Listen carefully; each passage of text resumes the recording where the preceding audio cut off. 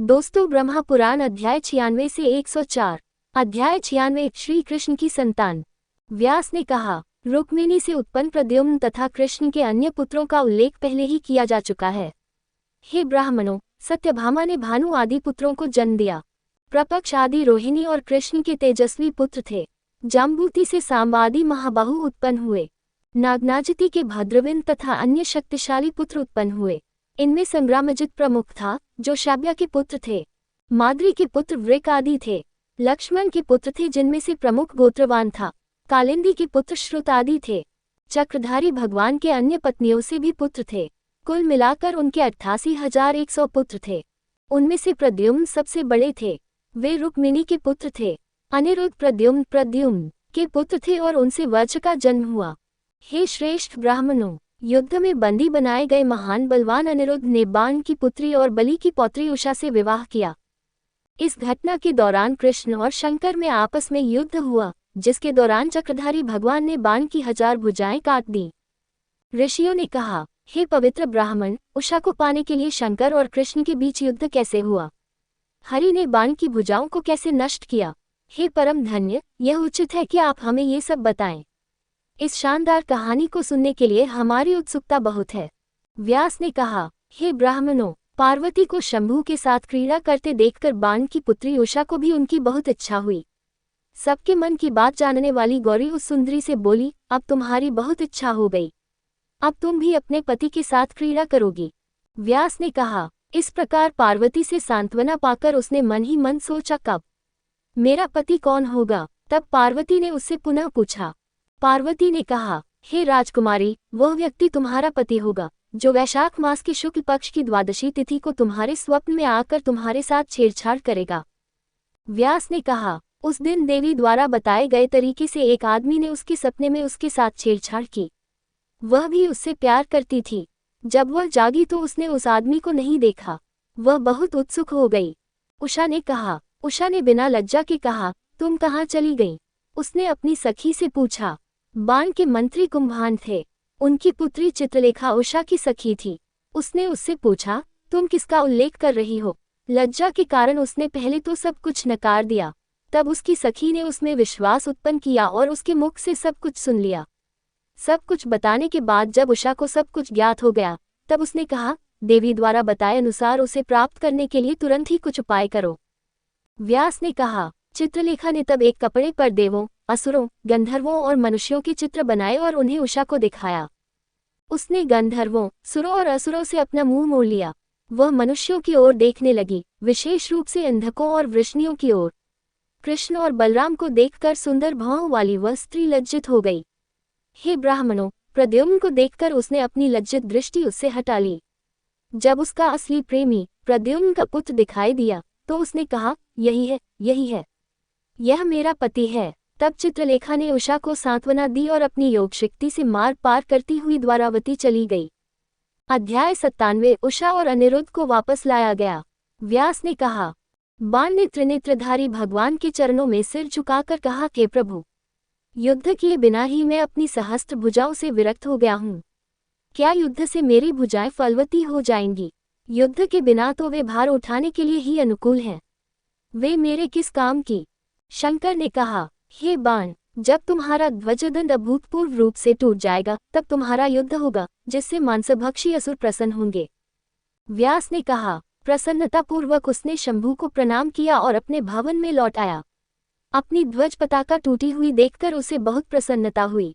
इसी बीच उषा की उत्तम सखी चित्रलेखा ने अपने योगबल से अनिरुद्ध को कुंवारियों के हरम में पहुंचा दिया। पहरेदारों को पता चल गया कि वह उषा के साथ संभोग कर रहा है।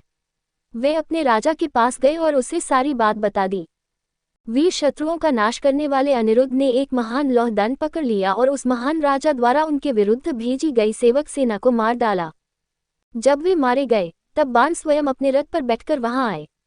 उन्होंने उसे मारने का प्रयास किया। अपनी क्षमता के अनुसार युद्ध करते हुए भी बाण वीर अनिरुद्ध से पराजित हो गए। तब बाण ने अपनी माया के द्वारा उनसे युद्ध किया। उन्होंने मंत्रों द्वारा सर्पबाण छोड़कर यदुवंशी को बांध दिया। द्वारावती में यदुवंशी चिल्लाने लगे, अनिरुद्ध कहाँ चले गए? नारद ने उन्हें बताया कि उन्हें बाण ने बंदी बना लिया है। यादवों को पहले ही पता चल चुका था कि अनिरुद्ध को योग विद्या में निपुण एक महिला ने असुर राजा बाण की राजधानी शोणितपुर में ले जाया है। इसलिए उन्होंने नारद की बात पर विश्वास कर लिया। तदनुसार भगवान कृष्ण गरुड़ पर सवार हुए, जो याद आते ही उनके पास आ गए और बलराम और प्रद्युम्न के साथ बाण की नगरी में चले गए। नगर के प्रवेश द्वार पर उसका युद्ध अत्यंत शक्तिशाली प्रमथों से हुआ। उन्हें नष्ट करने के बाद वह बाण की नगरी के पास पहुंचा। तदनंतर भगवान महेश्वर के 3 पैरों और 3 सिरों वाले महान ज्वर ने बाण की रक्षा के लिए शौंग नामक धनुषधारी भगवान के साथ घोर युद्ध किया। कृष्ण के शरीर के स्पर्श से बलराम को भी उनके भस्म के स्पर्श से उत्पन्न होने वाली गर्मी का अनुभव हुआ।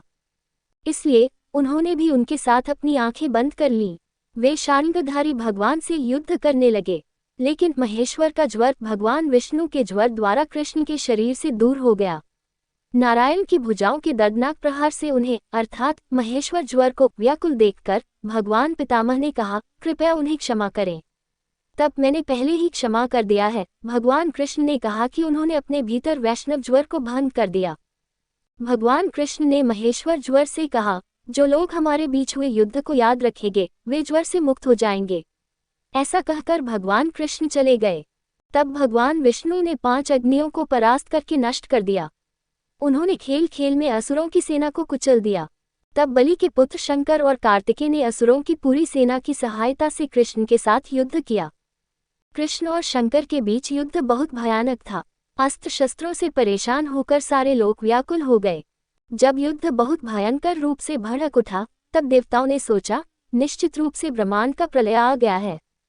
कृष्ण ने शंकर से जरिम्भल मिसाइल चलवाई, जिससे चारों ओर प्रमथ और दैत्य नष्ट हो गए। शंकर, जो जरिम्भा जमहाई के आक्रमण से पीड़ित थे, अपने रथ में बैठे थे।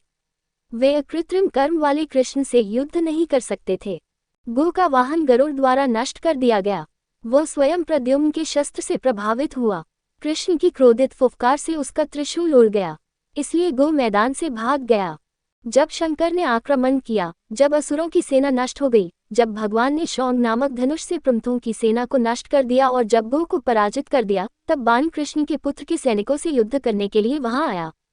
वह एक महान रथ पर बैठा था, जिसके घोड़ों को नंदीश चला रहा था। महापराक्रमी बलराम ने अनेक बाणों से बाण सेना पर प्रहार किया।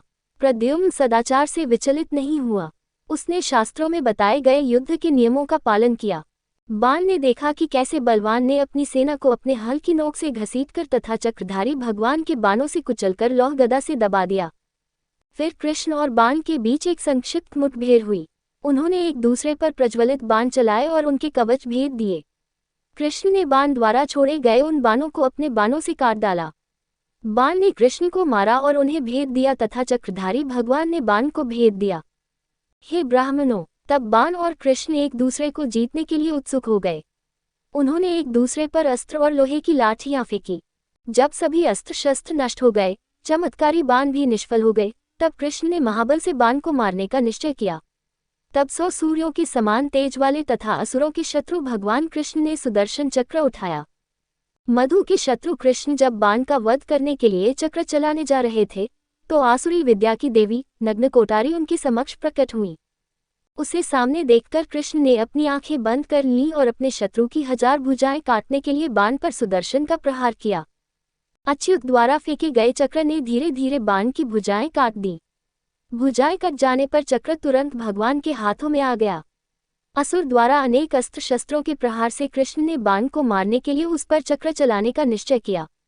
जब ये बात उमा के पति त्रिपुर के शत्रु को ज्ञात हुई तो वह कृष्ण पर टूट पड़ा।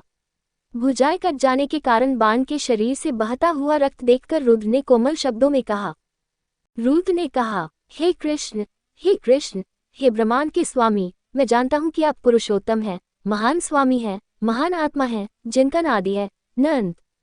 जब आप देवों, पशुओं तथा मनुष्यों के बीच भौतिक रूप धारण करते हैं, तो आपकी क्रीड़ा दैत्यों का वध करने में होती है। हे प्रभु, आप प्रसन्न हो, मैंने बाण को अभय भय से मुक्ति प्रदान की है। मेरे द्वारा कहे गए वचनों को आप मिथ्या न करें। मेरी सेवा करते करते और मेरा सहारा पाकर वह बूढ़ा हो गया है। हे अपरिवर्तनशील, इसमें तुम्हारा कोई दोष नहीं है। इस दैत्य को वरदान मैंने ही दिए हैं, अतः मैं तुमसे सहनशीलता की प्रार्थना करता हूँ। व्यास ने कहा, इस प्रकार अनुरोध करने पर कृष्ण प्रसन्न हो गए जैसा कि उनके उज्ज्वल चेहरे से स्पष्ट था। असुर के प्रति उनका क्रोध गायब हो गया। वे त्रिशूलधारी उमा से बोले। प्रभु ने कहा, हे शंकर, बाण जीवित रहे क्योंकि उन्हें आपने वरदान दिया है। आपके वचनों के आदर से मैंने चक्र वापस ले लिया है। आपके द्वारा दी गई भय से मुक्ति मेरे द्वारा दी गई भय से मुक्ति है। हे शंकर, आपको चाहिए कि आप स्वयं को मुझसे भिन्न न समझें। जो मनुष्य अज्ञान से मोहित हो गए हैं वे ही ये सब भेद देखते हैं। जो मैं हूँ वही तुम भी हो। हम सब देव, असुर और मनुष्य सहित इस जगत से एक हैं। व्यास ने कहा। ये कहकर कृष्ण उस स्थान पर गए जहाँ प्रद्युम्न का पुत्र बंदी था। गरुड़ की हवा से सूख जाने पर उसे बांधने वाले सर्प नष्ट हो गए। उन्होंने अनिरुद्ध को उसकी पत्नी सहित गरुड़ पर बैठाया। इस प्रकार बलराम, कृष्ण और प्रद्युम्न द्वारका आए। अध्याय 98 काशी का दहन। ऋषियों ने कहा, कृष्ण ने मानव रूप धारण करके महान कार्य किए। उन्होंने खेल खेल में इंद्र, शंकर और देवताओं को पराजित किया। ईश्वरीय आज्ञा के बावजूद उनके अन्य कार्यों का भी उल्लेख किया जाए। हम सुनने के लिए बहुत उत्सुक हैं। व्यास ने कहा, हे श्रेष्ठ मुनियों, जब मैं यह वर्णन कर रहा हूँ तो तुम बड़े ध्यान से सुनो कि किस प्रकार कृष्ण ने मनुष्य रूप में अवतार लेते समय वाराणसी को जला डाला था। दोषपूर्ण वाराणसी के राजा पौंड्रक को अज्ञान से भ्रमित लोगों ने बताया, वासुदेव ने पृथ्वी पर अवतार लिया है। आप वह अवतार हैं। तदनुसार उसने सोचा कि वह पृथ्वी पर वासुदेव का अवतार था। जिसने तर्क करने की सारी क्षमता खो दी थी, उसने भगवान विष्णु के प्रतीकों को अपनाया। हे श्रेष्ठ ब्राह्मणों, उसने कृष्ण के पास एक दूत भेजा। मेरे विषय में जो चक्र और अन्य प्रतीक हैं उन्हें त्याग दो। हे मूर्ख, वासुदेव से संबंधित सब कुछ त्याग दो। अपने भरण पोषण के लिए मुझे प्रणाम करो। जब उनसे इस प्रकार कहा गया तो कृष्ण ने दूत से कहा। प्रभु ने कहा, जाओ और पुंडरक से कहो, मैं तुम्हारे ऊपर किरण चिन्ह चक्र छोड़ दूंगा, मैं इसे तुम्हारे विरुद्ध फेंक दूंगा। हे दूत, ये शब्द मेरे कहे जाएं। तुम्हारे शब्दों के पीछे का शुभ अभिप्राय समझ में आ गया है। जो करना चाहिए वो किया जाए। मैं प्रतीकों को साथ लेकर तुम्हारे नगर में आऊंगा। मैं निश्चित रूप से तुम पर चक्र चलाऊंगा। चूंकि तुमने मुझे आने की आज्ञा दी है, इसलिए मैं कल ही बिना विलंब किए इसे चलाऊंगा। हे राजन, मैं तुम्हारी शरण में आकर ऐसा करूंगा जिससे तुम्हें तुमसे और अधिक भय न रहे।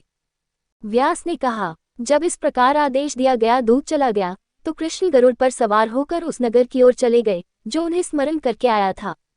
कृष्ण और उनके पौंड्रक के प्रयासों के बारे में सुनकर काशी के राजा अपनी सारी सेनाओं के साथ उनके सहायक बनकर आए। अपनी और काशी के राजा की एक विशाल सेना के साथ पौंड्रक वासुदेव ने कृष्ण पर आक्रमण किया। दूर से कृष्ण ने उसे एक सुंदर रथ पर बैठे देखा। उसके हाथों में चक्र, शंख और लोहे की गदा थी और दूसरे हाथ में कमल था। उसने माला पहनी हुई थी और शारंग धनुष थामे हुए था। गरुड़ का प्रतीक उसके ध्वज पर सुशोभित था। कृष्ण ने उसके वक्ष पर श्रीवत्स का चिन्ह देखा। उसने अपने सिर पर मुकुट और कानों में कुंडल भी पहने हुए थे। वह पीले वस्त्र पहने हुए था। उसे देखकर भगवान कृष्ण जोर से हंसे। हे ब्राह्मणों, वह अपनी सेना के साथ युद्ध कर रहा था जो हाथियों और घोड़ों से अत्यंत शक्तिशाली थी तथा जिसमें तलवारें, खड्ग, गदा, त्रिशूल, भाले और धनुष थे। उसने तुरंत ही अपने धनुष से छोड़े हुए अग्नि के समान प्रज्वलित बाणों तथा लोहे की गदाओं और चक्रों के प्रहारों से सारी सेना को मार डाला। काशी के राजा की सेना को नष्ट करने के बाद कृष्ण ने पौंड्रक से बात की, जो मोहग्रस्त था और उसके शरीर पर भी उसके अपने ही लक्षण थे। प्रभु ने कहा, हे पौंड्रक, आपने दूत के माध्यम से मुझसे कहा था कि प्रतीकों को छोड़ दो। अब मैं उसे पूरा करूंगा। ये चक्र छोड़ दिया गया है, ये लोहे की गदा तुम्हारे विरुद्ध छोड़ी गई है। इस गरुड़ को निर्देश दिया गया है, उसे अपना ध्वजारोहण करने दो। ये कहकर उन्होंने अपना चक्र छोड़ा जिससे पौंड्रक टुकड़े टुकड़े हो गया। फिर उन्होंने अपनी लोहे की गदा से उसे कुचल दिया। पौंड्रक के गरुड़ को उसके ही गरुड़ ने चकनाचूर कर दिया। जब बहुत शोर मच गया तो काशी के राजा वासुदेव अपने मित्र के वध का बदला लेने के लिए तैयार खड़े हो गए। उन्होंने वासुदेव से युद्ध किया। कृष्ण ने अपने धनुष से छोड़े गए बाणों से उनका सिर काट दिया और उन्हें काशी नगरी में फेंक दिया, जिससे लोगों में आश्चर्य फैल गया। पौंड्रक तथा काशी के राजा को उसके अनुयायियों सहित मार डालने के बाद कृष्ण द्वारका लौट आए और स्वर्ग में रहकर अमर प्राणी की तरह क्रीड़ा करने लगे। काशी के राजा का सिर नगर में गिरा देखकर आश्चर्यचकित लोगों ने कहा, यह क्या है? यह जघन्य अपराध किसने किया है? जब उसे पता चला कि वासुदेव ने उसे मार डाला है तो उसके पुत्र ने अपने पुरोहित की सहायता से शंकर को प्रसन्न किया। महान पवित्र केंद्र अविमुक्त में शंकर ने उनकी स्तुति की। तब भगवान ने राजकुमार से कहा, अपना वर चुनो। उसने ये चुना, हे प्रभु, हे महेश्वर, आपकी कृपा से एक कृत्याक विनाश की देवी उठ खड़ी हो, जो मेरे पिता का वध करने वाले कृष्ण का विनाश करे। व्यास ने कहा, जब ये कहा गया कि ऐसा ही होगा, तो दक्षिणाग्नि के पार स्थित यज्ञ कक्ष से एक महान कृत्या प्रकट हुई। उसका मुख भयंकर था, अग्नि की लपटों से दहक रहा था। उसके बाल बिखरे हुए थे और जल रहे थे। वह क्रोध से कृष्ण कृष्ण चिल्लाता हुआ द्वारावती की ओर चला गया। भयंकर नेत्रों वाली उस कृत्या को देखकर द्वारकावासी श्री कृष्ण की शरण में गए, जो समस्त लोगों के लिए शरणस्थल होने के योग्य हैं। लोगों ने कहा, इस महान कृत्या को काशी के राजा के पुत्र ने वृषभ चिन्ह वाले देवता को प्रसन्न करने के पश्चात आपको, हे चक्रधारी भगवान को मारने के लिए उत्पन्न किया है। इस भयंकर कृत्या को मार डालो, जिसके उलझे हुए बाल अग्नि की ज्वाला के समान प्रज्वलित कर रहे हैं।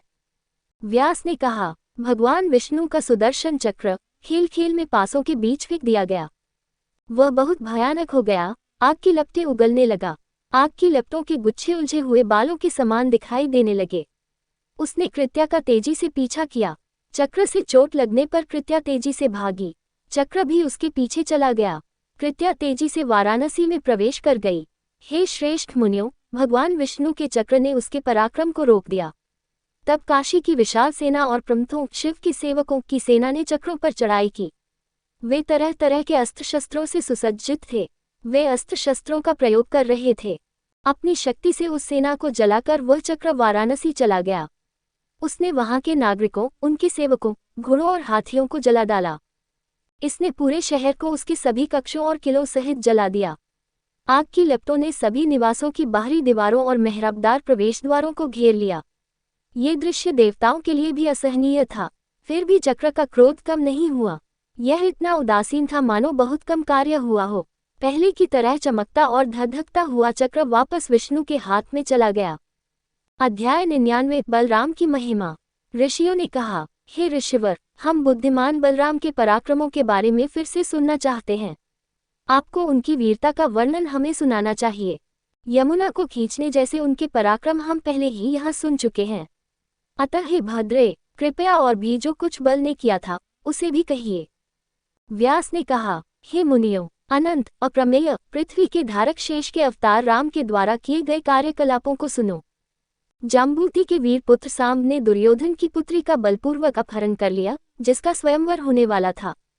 तब क्रोधित कर्ण, दुर्योधन, भीष्म और महापराक्रमी द्रोण आदि ने उसे जीतकर बांध लिया। हे ऋषियों, ये सुनकर यादव लोग दुर्योधन पर क्रोधित हो गए और प्रतिशोध स्वरूप कौरवों को मारने का प्रयत्न करने लगे। बाला ने उन्हें रोका और उनसे कहा, यद्यपि उसके शब्द नशे के कारण अस्पष्ट थे, मैं अकेला ही कौरवों के पास जाऊंगा। मेरे कहने पर वे उसे छोड़ देंगे। फिर बलराम हस्तिनापुर चले गए। उन्होंने शहर के बाहरी इलाके में एक उद्यान के बीच में डेरा डाला। वे उसमें प्रवेश नहीं कर पाए। जब दुर्योधन को पता चला कि बलराम आ गए हैं तो वे उनके लिए उपहार, अभिवादन, अर्घ्य और पीने के लिए जल लेकर आए। उन बातों को स्वीकार करके उन्होंने कौरवों से कहा, यह उग्रसेन का आदेश है, सांब को शीघ्र छोड़ दो। व्यास ने कहा, हे श्रेष्ठ ब्राह्मणों, उनके वचन सुनकर भीष्म, द्रोण, कर्ण, दुर्योधन आदि क्रोधित हो गए। बाहलिक आदि सभी राजा भी बलराम जी को देखकर क्रोधित हो गए, क्योंकि बलराम जी का शस्त्र खलिहान में था और उन्हें ये ज्ञात हुआ कि यदुवंश राज्य पाने का अधिकारी नहीं है। वे बोले। कौरवों ने कहा, हे बलराम, आप क्या कहते हैं? कौन सा यादव कुरुवंशियों को आदेश देगा? यदि उग्रसेन कौरवों को आदेश दे सकते हैं, तो राजाओं के लिए उपयुक्त सफेद छत्र और आभूषण बहुत हैं। हे बलराम, आप वापस चले जाए। हम आपके कहने पर भी सांब को नहीं छोड़ेंगे, क्योंकि उसके कार्य अन्यायपूर्ण हैं।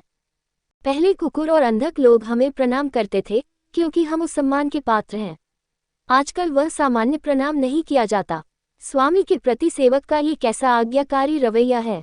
दोषपूर्ण तुम इसलिए अभिमानी हो गए हो कि तुम्हें भोज में बुलाया गया और समानता के आधार पर आसन दिए गए। इसमें तुम्हारा कोई दोष नहीं है कि अच्छी नीति तभी प्रसन्न होती है जब उसकी अपेक्षा न की जाती हो। हे बाला, तुमने जिसका उल्लेख किया है वह हमारे द्वारा पूजित होने और प्रेमपूर्वक व्यवहार करने योग्य है, परंतु वह तुम्हारे परिवार को हमारे परिवार से प्राप्त नहीं हुआ है। व्यास ने कहा, ये कहने के बाद भी कौरव अड़े रहे। उन्होंने कृष्ण के पुत्र को नहीं छोड़ा। ये सर्वसम्मति से निर्णय लेने के बाद वे हस्तिनापुर में प्रवेश कर गए। अपमान से उत्पन्न क्रोध से उन्मत्त होकर बलराम ने अपना खुरदरा हल उठाया और उसे लुढ़का दिया। तब बलराम जी ने अपनी एड़ी से जमीन को छेद दिया और ताली बजाकर चारों ओर ध्वनि फैला दी। उनकी आंखें ताम्रवर्ण की हो गईं तथा मुख पर भौहें सिकुड़कर उन्होंने कहा। बलराम ने कहा, अफसोस, ये तुच्छ दुष्ट अभिमानी कौरव हम पर शासन करना चाहते हैं। ये प्रतिकूल समय के कारण हुआ है। उग्रसेन की आज्ञा का उल्लंघन नहीं किया जा सकता। देवताओं सहित इंद्र भी उसकी प्रतीक्षा करते हैं, फिर भी ये लोग उग्रसेन की आज्ञा की परवाह नहीं करते। उग्रसेन हमेशा इंद्र की दिव्य सभा में बैठते हैं, लेकिन इन लोगों को उस राजा के साधारण सिंहासन से मिलने वाली संतुष्टि पर धिक्कार है, जिसका आनंद सैकड़ों लोगों ने लिया और फिर उसे भोजन के अवशेषों की तरह छोड़ दिया गया। उग्रसेन के सेवकों की स्त्रियां पारिजात वृक्ष के पुष्पगुच्छ धारण करती हैं, फिर भी वह इन लोगों के लिए राजा नहीं है। राजाओं के राजा उग्रसेन को यही रहने दो। मैं पृथ्वी को कौरवों से रहित करके उस नगर में जाऊंगा।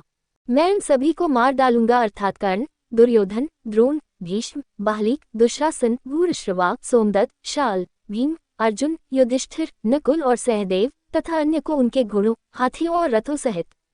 मैं वीर साम को उसकी पत्नी सहित द्वारका ले जाऊंगा और उग्रसेन तथा अन्य संबंधियों को इसकी सूचना दूंगा। मैं कौरवों के साथ हस्तिनापुर को तुरंत गंगा में फेंक दूंगा। मुझे देवराज ने पृथ्वी का भार कम करने के लिए कहा है। व्यास ने कहा। ऐसा कहकर बलराम जी ने, जिनका प्रतीक ताड़ का वृक्ष था और जिनका शस्त्र हल था, उसे नगर की बाहरी दीवार के ऊपर नीचे की ओर करके रख दिया और खींच लिया। सहसा हस्तिनापुर नगर लुढ़क गया।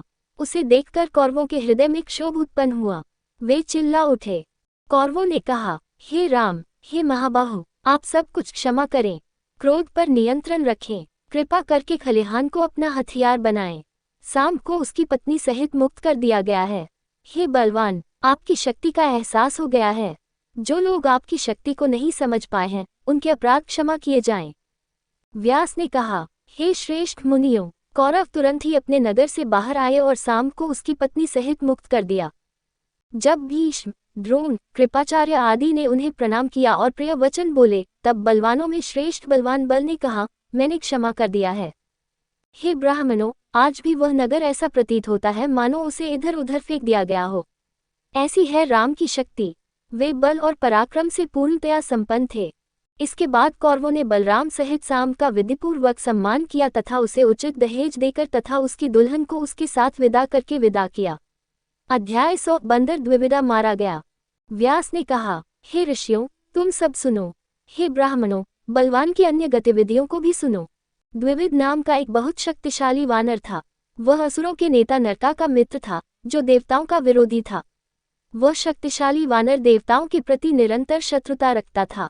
द्विविदा ने कहा, कृष्ण ने अपनी शक्ति पर गर्व करने वाले नरका का वध किया, इसलिए मैं सभी देवताओं से बदला लूंगा। व्यास ने कहा, उसने यज्ञों का नाश किया और मनुष्यों का नाश किया। अज्ञान से मोहित होकर उसने यज्ञों को नष्ट कर दिया। उसने मर्यादा का उल्लंघन किया। उसने देहधारियों का नाश किया। उस चंचल व्यक्ति ने प्रदेशों, नगरों और गांवों को जला डाला। उसने जगह जगह पर्वतों को पटककर गांवों को चूर्ण चूर्ण कर दिया। उसने पर्वतों को उखाड़कर समुद्र में फेंक दिया। उसने समुद्र के बीच में खड़े होकर उसे क्षुब्ध कर दिया। इससे, हे ब्राह्मणों, समुद्र अत्यधिक उत्तेजित हो गया और वह तटों से ऊपर निकल गया तथा आसपास के गांवों और शहरों में जलमग्न हो गया। वह अपनी इच्छानुसार भिन्न भिन्न रूप धारण करता था और इधर उधर विचरण करते हुए पेड़ पौधों को कुचल डालता था। उस बंदर ने सब कुछ चूर्ण चूर्ण कर दिया। इस प्रकार उस दुष्ट बंदर ने इस संपूर्ण ब्रह्मांड को नष्ट कर दिया। हे ब्राह्मणों, वेदों का स्वाध्याय और वशकार मंत्रों का जप बंद हो गया। सभी लोग अत्यंत दुखी हो गए।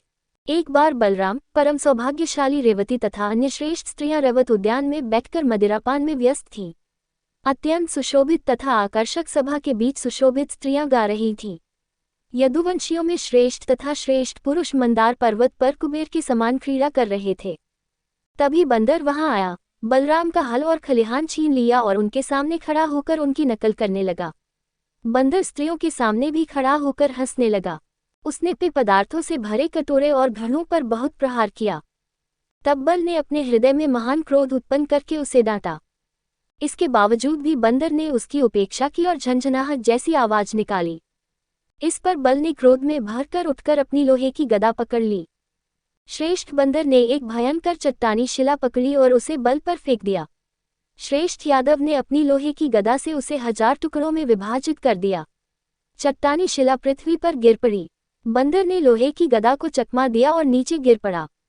क्रोध में भरकर उठकर और अपनी शक्ति एकत्रित करके उसने बल की छाती पर प्रहार किया। तब बल ने बंदर के सिर पर मुक्का मारा। इस पर द्विविद को रक्त की उल्टी हुई और वह नीचे गिर पड़ा। उसके प्राण निकल गए। उसके शरीर के गिरते ही पर्वत की चोटी टूट गई। हे ऋषियों, शिखर 100 टुकड़ों में विभक्त हो गया, मानो इंद्र के वज्र से वह टूट गया हो। तब देवताओं ने राम पर पुष्प वर्षा की। वे उनके पास पहुंचे और उनकी प्रशंसा करते हुए कहा, बहुत बढ़िया, बहुत बड़ा काम हुआ है। हे वीर, इस दुष्ट बंदर ने ब्रह्मांड को परेशान कर रखा था, जो असुरों की मदद करता था। सौभाग्य से वह नष्ट हो गया है। व्यास ने कहा, इस प्रकार पृथ्वी के पालनकर्ता शेष के अवतार बलराम के कार्यकलापों को मापा या निर्धारित नहीं किया जा सकता। वे अनेक थे। अध्याय 101 श्री कृष्ण का। व्यास ने कहा, इस प्रकार कृष्ण ने बलराम को साथ लेकर असुरों का नाश करने का कार्य किया। इसी प्रकार उन्होंने ब्रह्मांड के लिए दुष्ट राजाओं का भी नाश किया। अर्जुन के साथ मिलकर भगवान ने अक्षौहिणी सैनिकों का वध करके पृथ्वी का भार कम किया। राजाओं का वध करने के पश्चात, पृथ्वी का भार कम करने के पश्चात, भगवान कृष्ण ने ब्राह्मणों के शाप के बहाने अपने ही परिवार का नाश कर दिया।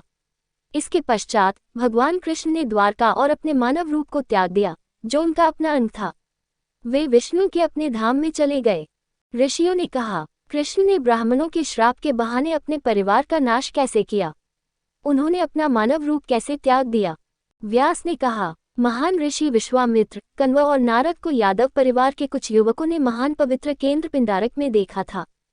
अपनी खिलती हुई जवानी से प्रसन्न होकर तथा भविष्य की घटनाओं की अनिवार्यता से प्रेरित होकर उन्होंने सांबुति के पुत्र साम को स्त्री का वेश पहनाया और ऋषियों के पास जाकर उन्हें प्रणाम किया। नवयुवकों ने कहा, हे ऋषिगण, ये स्त्री पुत्र की कामना रखती है, वह क्या पुत्र उत्पन्न करेगी? व्यास ने कहा, हे उत्तम पवित्र संस्कारों वाले ऋषियों, ब्राह्मण दिव्य बुद्धि से संपन्न थे। इसलिए यद्यपि युवकों ने उन्हें धोखा देने का प्रयास किया, लेकिन वे धोखा नहीं खा सके। उन ब्राह्मणों ने उन्हें शाप दे दिया कि वे नष्ट हो जाएंगे। क्रोधित ऋषियों ने उत्तर दिया, वह एक लोहे की गदा को जन्म देगी, जिससे यादवों का पूरा परिवार नष्ट हो जाएगा। इस प्रकार उन ब्राह्मणों द्वारा चेतावनी दिए जाने पर युवकों ने उग्रसेन को सारी बातें बता दी। सांब के पेट से एक लोहे की गदा निकली। उग्रसेन ने उस लोहे की गदा को चूर्ण करके समुद्र में बिखेर दिया। वह बढ़कर एक एरेकीक बन गई। हे ब्राह्मणों, जब लोहे की गदा चूर्ण हो गई तो एक टुकड़ा बच गया जिसे यादव चूर्ण नहीं कर सके। उसका आकार एक छोटे लोहे की गदा जैसा था। इसे भी समुद्र में फेंक दिया गया। एक मछली ने इसे निगल लिया। जब मछुआरों ने इसे मारा तो इसके पेट से लोहे का टुकड़ा निकला जिसे एक शिकारी ने तुरंत पकड़ लिया। यद्यपि कृष्ण सत्य को समझते थे और यद्यपि वे सर्वशक्तिमान थे, फिर भी वे भाग्य द्वारा लाए गए घटनाक्रम को बदलना नहीं चाहते थे। देवताओं द्वारा भेजा गया एक दूत कृष्ण के पास आया और बोला, हे प्रभु, मुझे वसुओं, अश्विनों, मरुतों, आदित्यों, रुद्रों, साध्यों और अन्य देवताओं ने दूत बनाकर भेजा है। हे प्रभु, इंद्र आपके सामने समर्पण करता है। हे प्रभु, इसकी बात सुनी जाए। हे प्रभु, मुझे अपने भक्तों के लिए प्रार्थना करने दीजिए। हे प्रभु, मुझे अपने भक्तों के लिए प्रार्थना करने दीजिए। देवों ने कहा, भगवान ने पृथ्वी का भार कम करने के लिए अवतार लिया है। 100 वर्ष से अधिक समय बीत चुका है। दुष्ट आचरण वाले दैत्यों के मारे जाने के बाद से देवताओं ने आपको प्रसन्न किया है। पृथ्वी का भार कम हो गया है। देवताओं को अपने नेता के रूप में लेकर स्वर्ग वापस चले जाएं। हे ब्रह्मांड के स्वामी, आपने इस पृथ्वी पर 100 वर्ष से अधिक समय बिताया है। यदि आप प्रसन्न हो तो कृपया स्वर्ग चले जाएं। हमारे स्वामी को देवताओं द्वारा इस प्रकार सूचित किया गया है, यदि आप अभी भी यहाँ रहना चाहते हैं तो हमें, आपके अनुयायियों और सेवकों को भी अपेक्षित अवधि के लिए यहाँ अकेले रहना होगा। प्रभु ने कहा, हे दूत, तुम जो कह रहे हो वह मैं भली भांति जानता हूँ, किंतु यादवों का विनाश तो अभी मैंने ही आरंभ किया है।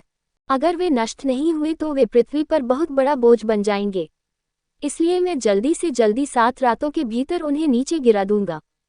जिस प्रकार इसे समुद्र से निकाला गया था उसी प्रकार मैं द्वारका को समुद्र में पुनः स्थापित कर दूंगा, यादवों का संहार करूंगा और फिर स्वर्ग लौट जाऊंगा। मैं संकर्षण की सहायता से अपना मानव शरीर भी त्याग दूंगा। देवों के नेता को ये समझना चाहिए कि मैं वहां आया हूं। पृथ्वी पर यादवों का भार जरासंध आदि मारे गए अन्य लोगों के भार से भी अधिक है। अतः पृथ्वी के इस महान भार को उतारकर मैं अमर प्राणियों की दुनिया की रक्षा करने के लिए वहां जाऊंगा। कृपया उनसे ऐसा कहिए। व्यास ने कहा, हे मुनियों, वासुदेव द्वारा इस प्रकार सूचित किए जाने पर दिव्य दूत ने उन्हें प्रणाम किया और देवराज के पास स्वर्ग में चला गया। भगवान को दिन रात स्वर्ग, पृथ्वी और आकाश में बुरे बुरे संकेत दिखाई देते थे, जो द्वारका के विनाश का संकेत दे रहे थे। उन्हें देखकर उन्होंने यादवों से कहा, ये अत्यंत भयंकर अपशकुन देख रहे हो। इन्हें दबाने के लिए हमें प्रभास जाना होगा। विलंब मत करो। भगवान के महान भक्त उद्धव ने कृष्ण को प्रणाम किया और कहा, हे प्रभु, मुझे बताओ, अब मुझे क्या करना है। हे प्रभु, मुझे अभी आज्ञा दो। मुझे लगता है कि प्रभु इस पूरे परिवार का नाश कर देंगे। हे अच्युत, मुझे इस परिवार के विनाश के बुरे संकेत दिखाई दे रहे हैं। प्रभु ने कहा, मेरी कृपा से उत्पन्न दिव्य गति शक्ति से युक्त होकर गंधमादन पर्वत पर स्थित बदरिकाश्रम के पवित्र आश्रम में जाओ। ये पृथ्वी पर सबसे पवित्र स्थान है, क्योंकि यह नर और नारायण का निवास स्थान है। मुझमें अपना मन लगाकर तुम मेरी कृपा से वहां सिद्धि प्राप्त करोगे। इस परिवार का अंत करके मैं स्वर्ग चला जाऊंगा। द्वारका को जब मैं त्याग दूंगा, तब समुद्र अपनी बाढ़ में उसे डुबो देगा।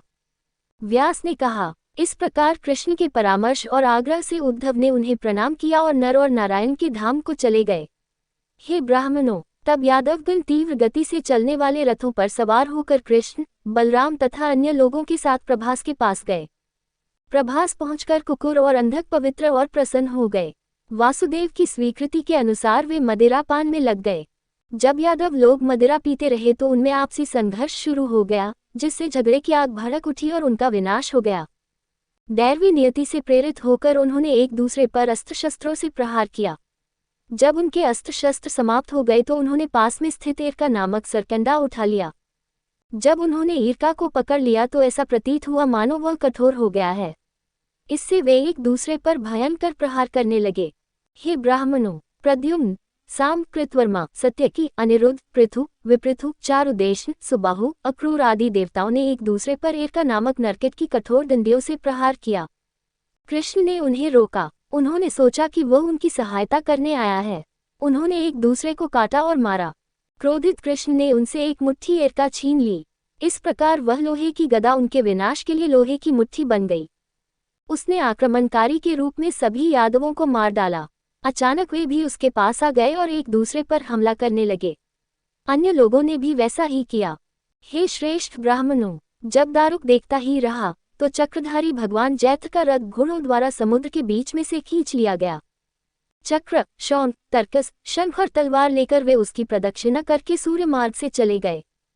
हे श्रेष्ठ ब्राह्मणों, क्षण भर में ही महाबाहु कृष्ण तथा दारुक को छोड़कर शेष सभी यादव नष्ट हो गए। जब वे दोनों परिक्रमा कर रहे थे तो उन्होंने देखा कि बलराम जी एक वृक्ष की जड़ पर बैठे हैं और उनके मुख से एक विशाल सर्प निकल रहा है। वह विशाल सर्प उसके मुख से निकलकर समुद्र की ओर चला गया। सिद्धों के साथ साथ नागों ने भी उसकी पूजा की। अर्घ्य लेकर समुद्र बलराम के सामने आया। श्रेष्ठ नागों द्वारा पूजित होकर वे जल में प्रवेश कर गए। बलराम को जाते देख भगवान कृष्ण ने दारुक से कहा। प्रभु ने कहा, बलराम का निधन, यादवों का विनाश, ये सब वसुदेव और उग्रसेन को बताओ। मैं योग मुद्रा में रहूंगा और इस भौतिक शरीर को त्याग दूंगा। द्वारका और आहुका के निवासियों को सूचित किया जाना चाहिए कि समुद्र इस नगर को डुबो देगा। इसलिए आप सभी को अच्छी तरह से सुसज्जित रथों के साथ तैयार रहना चाहिए और अर्जुन के आगमन की प्रतीक्षा करनी चाहिए। जब पांडव राजकुमार आते हैं तो आपको द्वारका में नहीं रहना चाहिए। आपको उनके साथ जाना चाहिए जहां कुरु के वंशज अर्जुन जाएं। वहां जाकर कुंती के पुत्र अर्जुन से मेरे ये शब्द कहना, ये मेरे लोग हैं। आपको अपनी क्षमता के अनुसार उनकी रक्षा करनी चाहिए। इस प्रकार तुम द्वारका के लोगों को लेकर अर्जुन के साथ जाओगे। वज्र यदुओं का राजा बनेगा। अध्याय 102 भगवान कृष्ण का स्वर्गारोहण। व्यास ने कहा, इस प्रकार आदेश पाकर दारुक ने भगवान कृष्ण को प्रणाम किया और उनकी परिक्रमा की तथा आदेशानुसार चला गया। द्वारका जाकर उसने वैसा ही किया जैसा उसे कहा गया था। वह अर्जुन को वहां ले आया और वज्र को यदुओं का राजा बना दिया। भगवान कृष्ण ने वासुदेव स्वरूप महानतम ब्रह्म को आत्मा में पुनः स्थापित किया तथा उसे सभी जीवों में धारण किया। हे श्रेष्ठ जनों, ब्राह्मणों और दुर्वासा के वचनों का आदर करते हुए भगवान एक पैर को दूसरे घुटने पर रखकर योगासन में बैठे रहे। शिकारी जरा वहां आया। उसके हाथ में एक बड़ा बाण था जिसमें लोहे की गदा का अंतिम टुकड़ा लगा हुआ था। हे श्रेष्ठ ब्राह्मणों, भगवान का मृग आकार का पैर देखकर शिकारी रुक गया और लोहे की उसी बची हुई गदा से उसने भगवान पर प्रहार किया। शिकारी ने शिकार के पास जाकर एक चतुर्भुजी पुरुष को देखा। उसने उसे बार बार प्रणाम किया और कहा, आप प्रसन्न हो। मैंने अज्ञानतावश आपको मृग समझकर यह पाप किया है। मुझे क्षमा किया जा सकता है। मुझे जलाना आपके लिए उचित नहीं है, क्योंकि मैं तो अपने ही पाप के कारण जल चुका हूँ। तब भगवान ने उससे कहा, तुम्हें किंचित भी भय नहीं होना चाहिए। हे शिकारी, मेरी कृपा से सुख के धाम स्वर्ग में जाओ।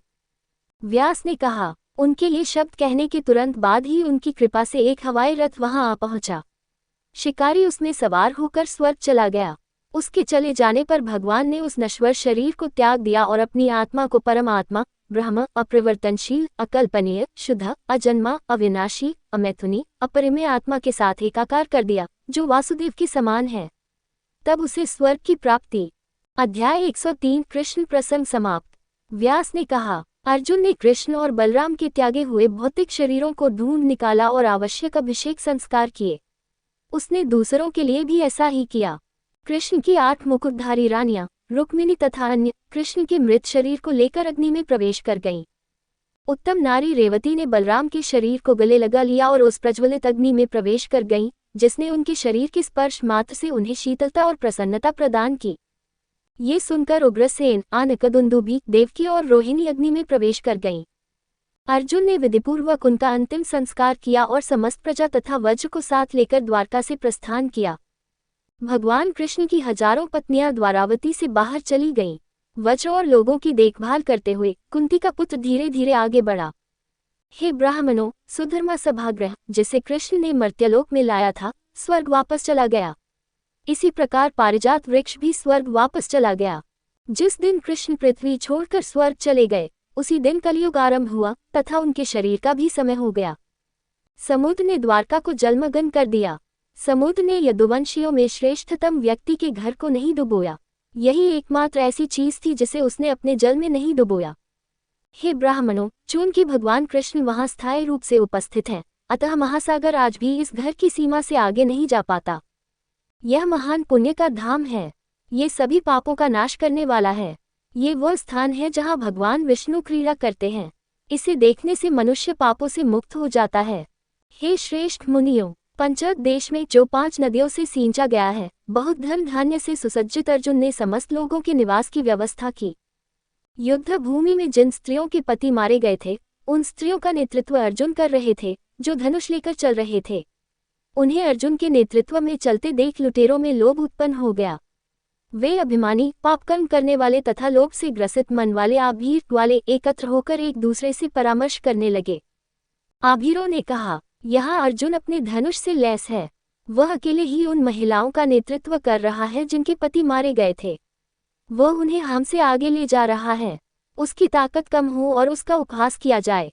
भीष्म, द्रोण, जयद्रथ, कर्ण और अन्य को मारकर वह अहंकारी हो गया है। उसे ग्रामीण लोगों की ताकत का पता नहीं है।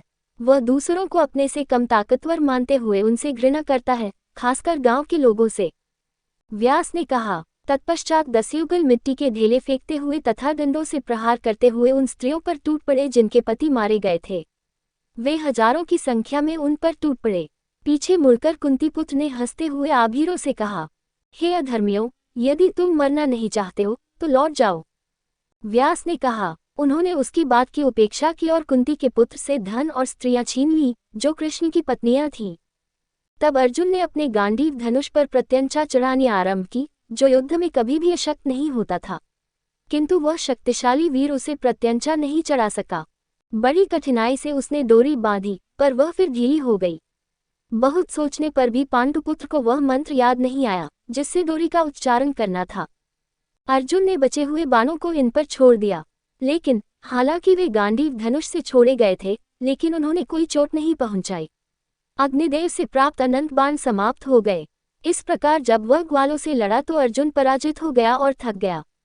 अर्जुन ने सोचा, ये वास्तव में कृष्ण की शक्ति थी जिसके कारण मैंने बाणों की बौछार से विभिन्न राजाओं को जीत लिया। पांडुपुत्र के देखते ही देखते आभीरों ने उन श्रेष्ठ स्त्रियों का हरण कर लिया। अन्य स्त्रियां अपनी इच्छानुसार चली गईं। जब बाण समाप्त हो गए तो अर्जुन ने अपने धनुष की नोक से उन पर प्रहार किया। हे ब्राह्मणों, उस प्रहार से दस्युगण उपहासपूर्वक हंसने लगे। हे श्रेष्ठ मुनियों, अर्जुन के देखते ही देखते उन मलेच्छों ने वृष्णि और अंधकों की श्रेष्ठ स्त्रियों को पकड़ लिया और उन्हें चारों ओर से उनके स्थानों पर ले गए। अर्जुन ये कहते हुए उदास हो गया, हाय हाय, मुझे उस भगवान ने त्याग दिया है। उसने विलाप किया। अर्जुन ने कहा, वह धनुष, वे चमत्कारी अस्त्र, वह रथ और वे घोड़े, ये सब एक ही वार में नष्ट हो जाते हैं, जैसे वेदों के अज्ञेय को दिया गया दान नष्ट हो जाता है। हे, भाग्य बड़ा बलवान है, उस आत्मा के बिना मैं सब प्रकार से कार्यकुशल तक हो बैठा हूँ। मुझे घोर पराजय का सामना करना पड़ा है। ये वही पहले वाली भुजाएं हैं, ये वही मेरी मुट्ठी है, ये वही स्थान है, मैं वही अर्जुन हूँ, किंतु पुण्य के बिना सब कुछ व्यर्थ है। मेरी और भीम की श्रेष्ठ शक्तियां निःसंदेह भगवान कृष्ण द्वारा ही प्रभावित हुई हैं। उनके बिना मैं ग्वालों द्वारा पराजित हो गया हूँ, अन्यथा ये कैसे हो सकता है। व्यास ने कहा। ऐसा कहकर अर्जुन इंद्रप्रस्थ चले गए और वहां उन्होंने यादव वंशी वज्र को राजा बनाया।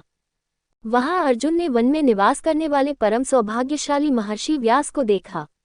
वह उनके पास गया और नम्रतापूर्वक उन्हें प्रणाम किया।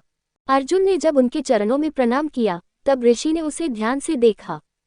वे बोले, तुम इतने पीले और रंगहीन क्यों हो? क्या तुम बकरियों द्वारा उड़ाई गई धूल के पीछे चले गए? क्या तुमने किसी ब्राह्मण की हत्या की थी? क्या तुम इसलिए दुखी हो कि तुम्हारी विजय की आशा टूट गई? निश्चय ही अब तुम्हारे चेहरे पर तेज नहीं है। क्या तुम्हारी संतानों और अन्य लोगों को भीख मांगते समय डांटा गया था? क्या तुमने किसी ऐसी स्त्री में वासना की है जिसके पास शारीरिक रूप से नहीं जाया जा सकता? इस कारण तुम में तेज नहीं है। क्या तुम्हें ब्राह्मणों को हिस्सा दिए बिना अकेले मिठाई खाने की आदत है? या तुमने किसी कंजूस का धन छीन लिया है? हे अर्जुन, मुझे आशा है कि तुम सूर्य की चमक या हवा के झोंके से प्रभावित नहीं हुए हो। क्या तुम्हें किसी बुरी नजर ने मारा है? अन्यथा तुम तेज से रहित कैसे हो सकते हो? क्या तुम कील के पानी से अशुद्ध हो गए हो या घड़े के पानी से तुम पर छिड़काव किया गया है? तुम में चमक क्यों बहुत कम हो गई है? या तुम युद्ध में नीच लोगों से हार गए हो? व्यास ने कहा। इस प्रकार संबोधित किए जाने पर अर्जुन ने गहरी सांस ली और कहा, हे पवित्र महापुरुष, इसे सुना जाए। हे ब्राह्मणों, उसने अपने दुख का ठीक ठीक उल्लेख किया। जो हमारा बल, हमारा तेज, हमारा पराक्रम, हमारी महिमा, हमारी प्रभा थे, भगवान कृष्ण हमें छोड़कर चले गए हैं। हे ऋषिवर, उनके बिना हम सब खूंटियों और टांगों के समान हैं। वे ही हमसे हंसकर बातें करते थे, वे ही पुरुषों में श्रेष्ठ थे, वे ही हमारे शस्त्रों, बाणों और मेरे गांडीव धनुष की शक्ति के कारण थे। उनके मार्गदर्शन के कारण ही यश, विजय और धन संपत्ति में वृद्धि कभी भी हमारा साथ नहीं छोड़ती थी। परंतु दुर्भाग्यवश अब प्रभु ने ही हमें त्याग दिया है। कृष्ण की शक्ति से ही भीष्म, द्रोण, कर्ण, दुर्योधन और अन्य का नाश हुआ, लेकिन वह कृष्ण पृथ्वी से चले गए हैं। मुझे तो पृथ्वी ऐसी स्त्री लगती है जिसने अपना खिलता हुआ यौवन खो दिया है, जिसकी शोभा नष्ट हो गई है और जिसकी आभा लुप्त हो गई है। हे प्रियतम, चक्रधारी भगवान के वियोग में केवल मैं ही पीड़ित नहीं हूँ। कृष्ण की शक्ति और महिमा के कारण ही मैं भीष्म तथा अन्य को मार सका। मैं अग्नि के समान था और वे पतंगों के समान थे, लेकिन आज भगवान कृष्ण के बिना मैं ग्वालों से पराजित हो गया हूँ। मेरा धनुष गांडीव तीनों लोकों में अपनी कृपा के कारण प्रसिद्ध है, उसकी महिमा के लिए, लेकिन उसके बिना ये केवल लाठी के माध्यम से ग्वालों द्वारा तुच्छ बना दिया गया है। हे महर्षि, मेरे प्रयास के बावजूद भी दंडों को हथियार बनाए हुए दस्युओं ने हजारों असहाय स्त्रियों को हर लिया है।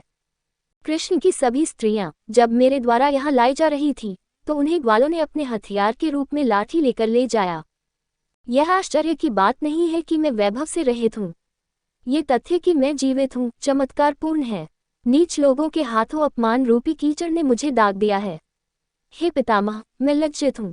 व्यास ने कहा, हे श्रेष्ठ ब्राह्मणों, निराश एवं दुखी महात्मा अर्जुन के वचन सुनकर मैंने इस प्रकार कहा, हे अर्जुन, अब तुम लज्जित होना छोड़ दो, अब विलाप करना उचित नहीं है। समझ लो कि सभी जीवों में काल का कार्य इसी प्रकार है। हे अर्जुन, काल जीवों के जन्म तथा अजन्म दोनों में सहायक है।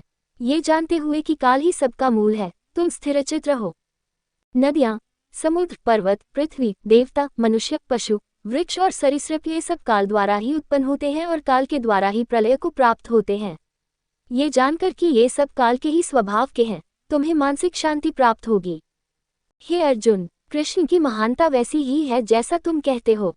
उन्होंने पृथ्वी का भार कम करने के लिए इस पर अवतार लिया था। पूर्व काल में भार से त्रस्त पृथ्वी देवताओं के पास चली गई थी। इसी उद्देश्य से भगवान विष्णु ने, जो इच्छानुसार कोई भी रूप धारण कर सकते थे, अवतार लिया था। वह कार्य पूरा हो चुका है, राजा मारे जा चुके हैं, वृष्णि और अंधकों का कुल भी समाप्त हो चुका है। हे अर्जुन, अब पृथ्वी पर उनके लिए करने को कुछ भी शेष नहीं रहा, अतः संतुष्ट भगवान अपनी इच्छानुसार चले गए। ये देवों के स्वामी सृष्टि के आरंभ में सृष्टि करते हैं और सृष्टि के पालन के समय पालन करते हैं। वे संहार करने में भी समर्थ हैं, जैसा कि अब किया गया है। अतः हे अर्जुन, तुम्हें इस पराजय से दुखी नहीं होना चाहिए। सृजनात्मक कार्य के समय मनुष्य कार्य अवश्य करता है। इसका उदाहरण यह है कि भीष्म, द्रोण तथा अन्य प्राणियों का वध केवल आपने ही किया। हे अर्जुन, क्या यह आक्रमण उनकी कमी नहीं है जो काल द्वारा किया गया है? जिस प्रकार उनका दंड भगवान विष्णु के तेज से तथा आपके द्वारा हुआ, उसी प्रकार आपका दंड भी दस्युओं के हाथों हुआ है। ये भगवान विष्णु के तेज से हुआ है। वह भगवान ब्रह्मांड का स्वामी अन्य शरीरों में व्याप्त है और अंत में सभी जीवित प्राणियों को विलय करने का कार्य करता है। हे कुंती पुत्र, इस सृजन प्रक्रिया की उत्पत्ति के समय भगवान तुम्हारे सहयोगी थे। सृष्टि के अंत में वे लोग, जिन्हें भगवान सहानुभूति की दृष्टि से देखते हैं, तुम्हारे विरोधी थे। पहले कौन विश्वास कर सकता था कि तुम भीष्म सहित कौरवों को मार सकते हो? ग्वालों के हाथों तुम्हारी पराजय पर कौन विश्वास कर सकता था? हे अर्जुन, ये सब जीवों के प्रति कृष्ण की एक विशेष क्रिया है। युद्ध में कौरव आदि को तुमसे परास्त होना तथा तुम्हारी शरण में आई हुई स्त्रियों को दस्युओं द्वारा हरण कर लेना, ये तो भगवान की लीला मात्र है। हे अर्जुन, मैं तुम्हें एक कथा सुनाता हूँ जो घटित हुई थी। हे अर्जुन, पूर्व काल में ब्राह्मण अष्टावक्र सनातन भगवान की पूजा करते हुए भी अनेक वर्षों तक जल के भीतर रहने के इच्छुक थे। जब असुरों की पराजय हो गई, तब मेरु पर्वत पर एक महान उत्सव मनाया गया। दिव्य युवतियों ने उसे उत्सव में जाते हुए देखा। हे अर्जुन, रंभा, तिलोत्तमा तथा सैकड़ों हजारों स्त्रियों ने उस महात्मा की स्तुति और प्रशंसा की। उन्होंने उस मुनि की स्तुति की, जिसके घने केश थे, जो गर्दन तक जल में डूबा हुआ था। उन्होंने नम्रतापूर्वक अपने सिर नीचे झुकाए हुए थे। वे स्तोत्रों को दोहराने में तत्पर थे। उन्होंने उसकी इतनी स्तुति की कि वह उनसे प्रसन्न हो गया। हे कुरुवंशियों में श्रेष्ठ, उन्होंने उस श्रेष्ठ ब्राह्मण की स्तुति की। अष्टावक्र ने कहा, हे परम धन्य देवियों, मैं प्रसन्न हूँ। आप जो भी कामना करें, वह मुझसे मांग लें, मैं उसे अवश्य प्रदान करूँगा, भले ही उसे प्रदान करना बहुत कठिन हो। व्यास ने कहा। रंभा, तिलोत्तमा तथा अन्य देव स्त्रियों ने कहा। अप्सराओं ने कहा, हे ब्राह्मणों, यदि आप प्रसन्न हो तो हमें वह प्रदान करें जो हमें प्राप्त नहीं हुआ है। अन्यों ने कहा, हे ब्राह्मणी, यदि आप प्रसन्न हैं तो हम कृष्ण को पति रूप में प्राप्त करना चाहते हैं। व्यास ने कहा, ऐसा ही होगा। ऐसा कहकर ऋषि जल से उठ गए। जब वे उठे तो उन्होंने देखा कि वे 8 प्रकार से विकृत हो गए हैं। हे कुरुवंश के वंशज, विकृत ऋषि को देखकर देवकन्याएं हंसने लगी। कुछ ने अपनी हंसी छिपा ली, लेकिन कुछ खुलकर हंसने लगी। क्रोधित ऋषि ने उन्हें शाप दे दिया।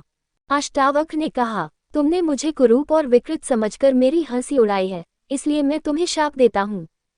मेरी कृपा से तुम श्री कृष्ण को पति रूप में प्राप्त करोगी, किंतु मेरे शाप से ग्रसित होकर तुम दस्युओं के हाथों में पड़ जाओगी। व्यास ने कहा। ये शब्द सुनकर ऋषि प्रसन्न हो गए और बोले, तुम पुनः देवों के स्वामी के लोक में जाओगे। अतः हे अर्जुन, तुम्हें किंचित मात्र भी दुख नहीं होना चाहिए। सब कुछ तो भगवान ने पहले ही से निर्धारित कर रखा है।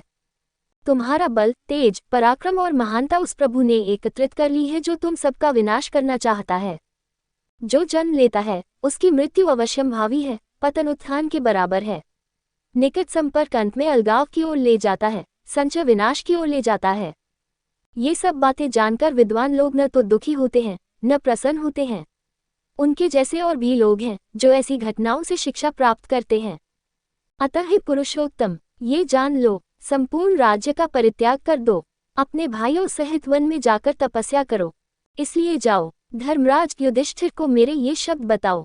हे वीर, परसों तुम अपने भाइयों के साथ परम गति को प्राप्त करो। व्यास ने कहा। इस प्रकार सलाह पाकर अर्जुन अपने बड़े भाई के पास गया और उससे तथा अन्य भाइयों, नकुल और सहदेव को जो कुछ उसने देखा और अनुभव किया था वह सब बताया। अर्जुन द्वारा कहे गए व्यास के वचनों को सुनकर पांडुपुत्रों ने परीक्षित को राज्याभिषेक कराया और वन को चले गए।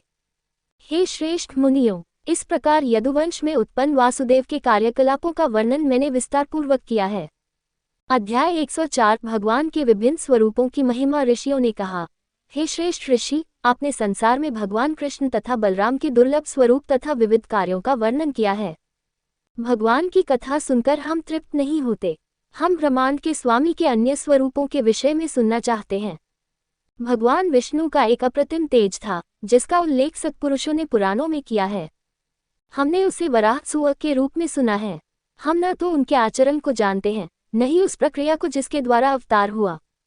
हम यह नहीं जानते कि उनमें गुणों तथा कर्मों का कितना अस्तित्व था। हम ये भी नहीं जानते कि उनके कारणत्व में उनकी इच्छा कितनी थी। ये वराह किस प्रकृति का था, उसका स्वरूप क्या था, देवता कौन है, उनका आचरण और पराक्रम कैसा था, उस समय उन्होंने क्या किया था। महान वराह की कथा उन ब्राह्मणों के लिए सुखदायी है जो सदैव पवित्र कर्मों में मन लगाए रहते हैं। ये समस्त लोगों को प्रसन्न करने वाली है। हे ब्राह्मण, हम ये जानना चाहते हैं कि नारायण ने किस प्रकार वराह का रूप धारण किया। शत्रुओं का दमन करने वाले भगवान विष्णु ने किस प्रकार अपने घुमावदार दांतों से समुद्र के भीतर स्थित पृथ्वी को ऊपर उठाया। शत्रुओं का संहार करने वाले भगवान के कार्यों के बारे में विस्तार से सुनने की हमारी इच्छा है।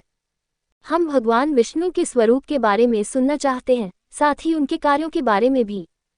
हे पवित्र ब्राह्मण, आपको भगवान के स्वरूप का वर्णन करना चाहिए। व्यास ने कहा, आपने जो प्रश्न पूछे हैं उनका भार बहुत बड़ा है। मैं अपनी क्षमता के अनुसार वर्णन करूंगा। भगवान विष्णु की महिमा का वर्णन सभी को सुनना चाहिए। सौभाग्य से तुम्हारा मन भगवान विष्णु के पराक्रम को सुनने के लिए प्रवृत्त है।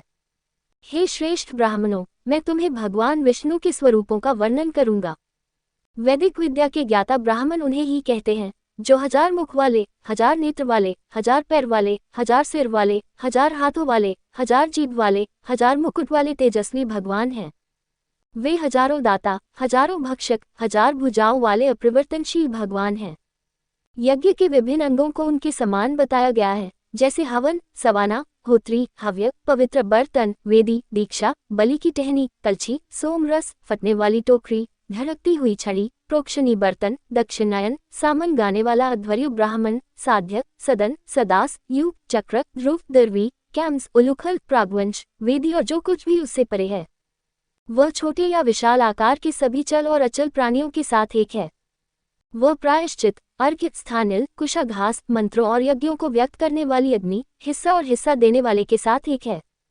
वे उसे आरंभ में ही अपना अंश लेने वाला, सोम को ग्रहण करने वाला, अग्नि में आहुति डालने वाला तथा शस्त्र उठाने वाला कहते हैं। वेदों को जानने वाले ब्राह्मण उसे यज्ञ का सनातन स्वामी कहते हैं। देवों के स्वामी, श्रीवत्स चिन्ह से युक्त विष्णु के हजारों अवतार पहले हो चुके हैं, वे भविष्य में भी होंगे, ऐसा ब्रह्मा कहते हैं। हे परम धन्यों, तुमने इसी पवित्र तथा दिव्य कथा के बारे में पूछा है। ये विष्णु के अवतारों पर आधारित है। यह पापों को दूर करने वाली मंगलमय कथा है। हे परम धन्यों, इसे पूर्ण एकाग्रता से सुनो। तुम्हारी व्यापक आत्मा भगवान में लीन हो। हे निष्पापों, तुम मुझसे जो पूछ रहे हो उसे मैं यथायोग्य क्रम से सुनाता हूँ।